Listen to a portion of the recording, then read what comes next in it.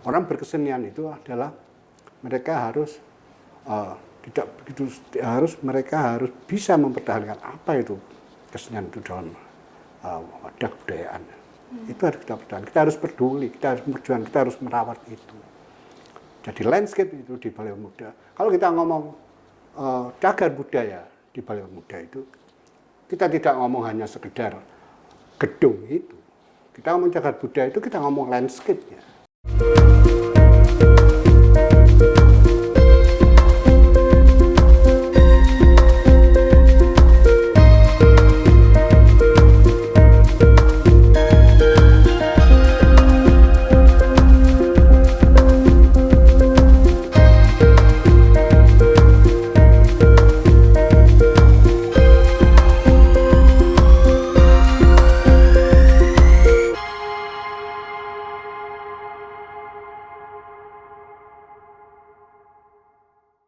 Sobat Berita Jatim, kembali lagi bersama Ading yang kali ini tentu saja ada diketahui bahwa ada di segmen Side to Side Culture Talk. Nah, ngomongin soal culture lagi-lagi bersama Ading hari ini, culture yang kali ini yang pengen kita bahas adalah yang otentik Surabaya nih, dengan ada title Surabaya tentang teater. Nah, kali ini Ading bersama Pak Nasar. Halo Pak Nasar, halo, selamat siang. Selamat siang, selamat sore. Nah, teman-teman, Pak Nasar ini adalah seorang penggiat teater yang sudah hampir 50 tahun di Surabaya. Menggiatkan gelora berteater di Surabaya selama 50 tahun, gila banget. Nah, teman-teman udah pada dengar belum sih sebetulnya kalau di Surabaya itu punya komunitas teater yang tahun 72. Wah, dari dibangun, didirikan tahun 72 sampai sekarang dan masih eksis. Pada nggak tahu kan? Nah, ini dia, kita akan dengar ceritanya hari ini tentang Bengkel Muda Surabaya Teater. Oke, Pak Nasar. Bengkel Muda Surabaya itu udah tahun 72 berdiri dan sampai sekarang tahun 2022. Betul. Kira-kira berapa tahun? 50. Gila, Pak. Ya. Itu gimana tuh bisa eksis di Surabaya ini? Iya. Boleh diceritain dikit? Jadi Bengkel Muda Surabaya itu dulu adalah didirikan oleh para senior di Surabaya. Di Surabaya ini dulu punya seniman-seniman yang kami anggap senior Surabaya. Ada Amal Rahman, ada Muhammad Ali, ada banyak. Kemudian ada sekumpulan anak-anak muda yang pada satu event gitu mereka menunjukkan satu hasrat berkeseniannya. Kemudian, tahun 72 itu adalah masa-masa di Indonesia lagi kesenian modern. Ada perubahan ini ya, periodisasi kesenian di Indonesia pada saat itu, terutama di Surabaya. Kalau kita melihat di dunia ada perkembangan, misalnya ada perlawanan anak muda terhadap lingkungan, di Surabaya pun terjadi itu. Ya, di Surabaya, di Indonesia terjadi itu. Bagaimana anak muda itu memberontak pada dunianya. Kita tahu mulai saat itu kenakalan anak mudanya sudah beda ya. Ada kenakalan itu. Nah, kemudian anak-anak ini yang ada lomba deklamasi gitu ya. Deklamasi puisi? Iya, deklamasi. Di Surabaya dulu punya satu momen lomba deklamasi untuk pelajar dan mahasiswa. Itu Dewan Kesenian Surabaya yang buat. Nah, kemudian anak-anak ini setelah acara itu kemudian ditampung. Kemudian dibuatkan satu rumah baru, satu organisasi, satu sanggar yang diberi nama Bengkel Muda. Asalnya Bengkel Muda Dewan Kesenian gitu. Oh, dulu tuh berarti miliknya Dewan Kesenian? Dewan Kesenian yang memfasilitasi. Oh, memfasilitasi. Ya.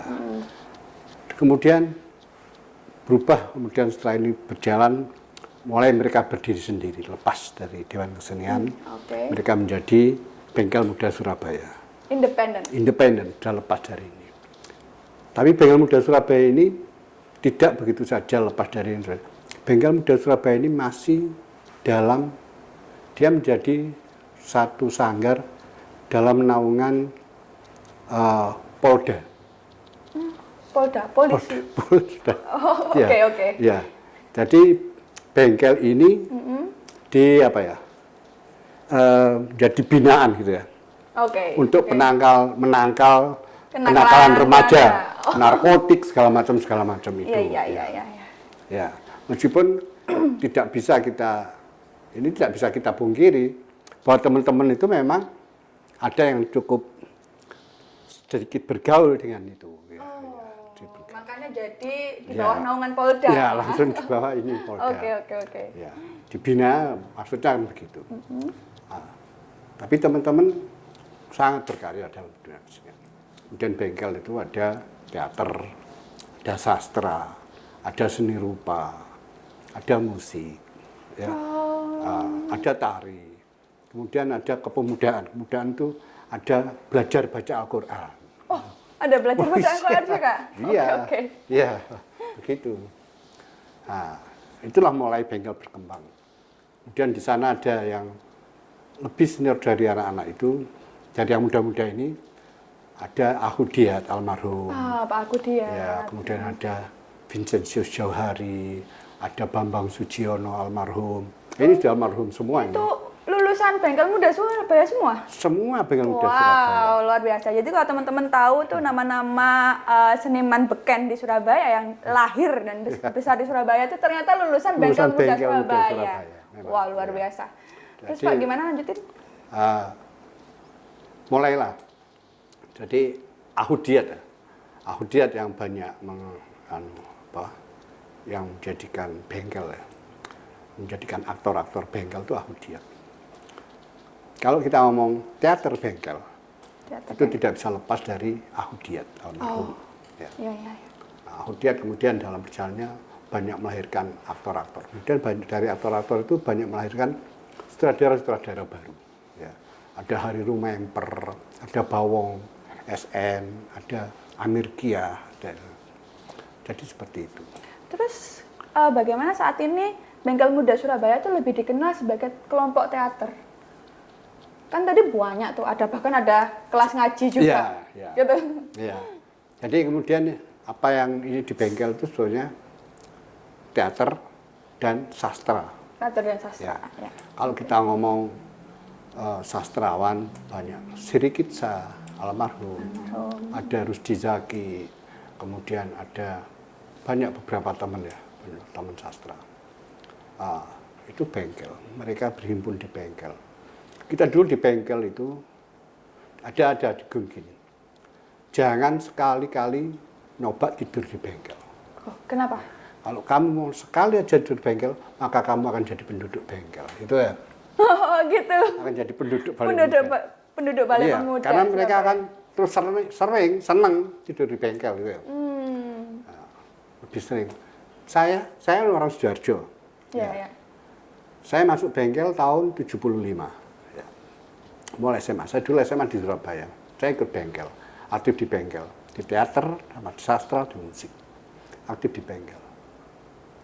Rumah kedua saya adalah bengkel. Tapi bengkel dari awal, dari tahun 72 itu memang sudah di Balai Pemuda? Sudah di Balai Pemuda. Pasti nggak pindah sampai sekarang? Tidak pindah sampai sekarang. Wow, keren banget. Ya. Oke. Apa yang terjadi dengan Balai Pemuda? Ketika zaman Balai Pemuda, tahun-tahun 80, tahun-tahun 70, 70, itu kan banyak investor yang mau ngambil alih bengkel Balai Pemuda untuk dijadikan. Itu dulu wilayah itu akan dijadikan segitiga semacam untuk pusat perdagangan itu. Kita dari bengkel demo turun melawan itu, kita lawan itu. Oke. Kita lawan, kita undang orang-orang Pemkot, kita ajak diskusi, kita undang masyarakat yang dengan kota, kita lawan mereka. Karena apa? Mempertahankan segitiga, mempertahankan Balai Pemuda itu adalah mempertahankan sejarah sebuah kota, sejarah sebuah bangsa. Tidak bisa begitu saja. Ya. Jadi kita punya kesadaran itu. Karena hakikatnya orang berkesenian itu adalah mereka harus mereka harus bisa mempertahankan apa itu kesenian itu dalam wadah kebudayaan. Itu harus kita pertahankan. Kita harus peduli, kita harus berjuang, kita harus merawat itu. Jadi landscape itu di Balai Pemuda. Kalau kita ngomong cagar budaya di Balai Pemuda itu, kita tidak ngomong hanya sekedar gedung itu. Kita ngomong cagar budaya itu, kita ngomong landscape-nya. Oke. Jadi kita pertahankan, kita rame. Teman-teman bengkel pernah dipenjara karena melawan kekuasaan zaman Soeharto. Pernah dipenjara, pernah kita mengalami itu. Wah, itu gimana? Bisa diceritain sedikit nggak? Itu kan berarti tahun-tahun sebelum 98 ya? Oh, sebelum 98. Oh, iya, Tahun 98 pun ketika kalau kita ngomong tahun 98, Balai Pemuda, pusat-pusat kesenian itu, di Balai Pemuda adalah pusat seniman melawan Orde Baru. Wow. Begitu. Jadi kita tidak hanya berteater, terus latihan, naik panggung, tidak. Sejarahnya Kita panjang sangat ini banget. dengan masalah sosial, masalah budaya, masalah. Kita masuk dalam hal, bukan kita masuk dalam politik praktis ya, tapi kita peduli pada hal-hal yang terjadi pada dunia politik yang mempengaruhi. Berarti humanis. Iya. Oke, berarti banyak banget ini sejarah yang udah dilalui sama bengkel Sangat muda banyak. Ya. Surabaya, bahkan Ya. pernah ikut demo. Loh, sudah semua di, kita lakukan. Apa namanya, ditangkap Bambang polisi. Sudiono ditangkap, ini ditangkap, Bawang ditangkap, banyak yang ditangkap. Tapi kita itu resiko. Kita sudah melakukan diri, kita sudah bakat. Kita sudah yakin pada diri sendiri bahwa kita adalah seniman. Seniman itu adalah orang yang kebudayaan. Jadi kita harus peduli pada apa yang ada pada dalam belakang. Budaya itu apa sebenarnya? Itu menyangkut banyak hal. Berarti bisa dibilang nggak sih Bengkel Muda Surabaya ini sebetulnya representasi kesenian yang ada di Surabaya? Bisa dikatakan begitu. Karena memang sudah secara simbolis saja rumahnya sudah ada di Balai Pemuda Surabaya. Iya. Gitu. Oh, keren banget. Jadi tapi kenyataan itu karena sayangnya sayang sekali, bahkan saya anak muda yang bergelut di dunia seni saat ini juga nggak terlalu kenal itu sama BMX. Dengan bengkel ya? Dengan bengkel terutama. Iya. Itu gimana tuh? Gini, anak-anak bengkel ketika bengkel, katakan masa kejayaannya bengkel, masa keemasan bengkel, itu sampai sekitar tahun 90 itu masih berkiprah lah, teaternya masih ya, meskipun sudah tidak segencar ketika Ahudiyat masih muda. Ariel Meper masih ada, ini masih ada. Tapi kita tahun 90 masih lah, teman-teman masih muncul, ada Nuri, ada yang lain-lain. Dulu ketika bengkel, masa kemasan bengkel itu, situasi kondisi sosial ini beda antara dulu dengan sekarang ya. Sangat beda sekarang. Ya. Sangat beda. Dulu memang situasi, kondisi itu sangat pendukung gitu ya. Sangat pendukung dibanding sekarang. Kemudian ada masalah perubahan ini. Genre teater. Teater sekarang menginjak tahun-tahun 95 masuk tahun 2000. Kita tahu dong. Ading juga tahu bahwa teater ini pada konsentrasinya pada teater tubuh. Itu dia. Ya. Absurd ya. Ya. Sementara zaman sebelum itu adalah teater naratif. Kita tahu teaternya. Diat naratif teater, bengkel naratif teaternya. Meskipun dalam proses-prosesnya kita sangat mengolah tubuh, itu ada bagian dari menguatkan narasi-narasi dalam sebuah Betul. Bagaimana kita harus improvisasi, kekuatan improvisasi kita vokal sekarang. Di teater tubuh sekarang beda. Jadi ada perubahan itu. Perubahan genre. Ya, perubahan genre. Anak-anak muda, anak-anak kampus. Zaman bengkel dulu, kampus-kampus juga punya teater. Sekolahan SMA punya teater. Sekolahan saya dulu punya teater. Ya, punya teater. Jadi mungkin usianya juga sama tuanya dengan usia bengkel, ya, sama. Kemudian ada perubahan genre. Kemudian bengkel ketika ada perubahan ini, ada masa bengkel ketika vakum, bengkel vakum. Teman-teman di bengkel yang terus masih bergelut di kesenian, bergelut di bengkel. Kemudian dia membuat aktivitas pribadi-pribadi ya. Ini membuat sendiri, tidak lagi beraktivitas atas nama bengkel. Oke. Gitu ya. Beraktivitas sendiri-sendiri. Kemudian bengkel sendiri vakum. Apalagi ketika yang namanya Bambang Sujiono, Mas Bambang meninggal. Mas Bambang itu sesepuh di bengkel. Ini sesepuh. Ketika ini meninggal, terjadi vakuman. Apa ya? Siapa ini? Kita tidak punya komandan semacam itu ya. Oh, ya, karena tentara yang tidak tidak punya komandan bubar karuan gitu ya. Oke. Dan yang cukup lama itu. Cukup lama. Kemudian ya itu perubahan gender. Anak-anak lebih pada gender teater tubuh. Tapi sampai saat ini masih ada ya? Bengkel masih ada. Bengkel masih ada sekarang. Bengkel masih ada. Masih ada. Meskipun bengkel yang sekarang tidak lagi seperti bengkel dulu. Bengkel yang sekarang ini sepertinya lebih cari nyaman ya. Cari nyaman ya. Cukup menjadi sebuah sanggar yang dulu semacam itu, kemudian sekarang menjadi sebuah sanggar yang hanya melaksanakan programnya Dinas Kebudayaan Pariwisata Kota Surabaya. Udah beda sekali. Ya. Semangat ini memang beda semangatnya. Kalau di zaman itu mungkin karena semangat zamannya adalah ada unsur pemberontakan juga. Sebetulnya kalau ngomong pemberontakan, sekarang pun masih bodoh pemberontakan. Betul. Apakah yang dimaksud pemberontakan bukan pemberontakan pada kekuasaan, itu urusan. Tapi bagaimana pemberontakan kita pada masalah-masalah sosial, bagaimana mencerdaskan sosial ya. Itu harus tetap perlu pemberontakan. Berarti sebetulnya tetap ya pada hakikatnya seni itu adalah media untuk menyuarakan suara hati masyarakat sosial. Untuk menyuarakan bagaimana kita menyerap masalah-masalah yang ada di lingkungan, kita serap, kita sampaikan. Jadi ini adalah suara saya mewakili suara lingkungan saya. Ini suara saya mewakili. Ini suara saya mewakili. Berarti semacam memang kita harus butuh kembali lagi pada hakikat berkesenian. Betul. Untuk menjadi corongnya, corong masyarakat. Iya. Mau lepas itu teater, mau itu berkesenian Semua. yang lain, mau dengan genre tubuh, mau dengan genre apapun. Terserah. Begitu. Itu kan hanya genre, itu kan hanya satu aliran. Saya suka aliran ini. Mungkin ada yang suka aliran yang ini. Masnya suka aliran ini. Itu hanya aja. Tapi pada hakikatnya sama. Iya. Visi misinya kan sama. Betul.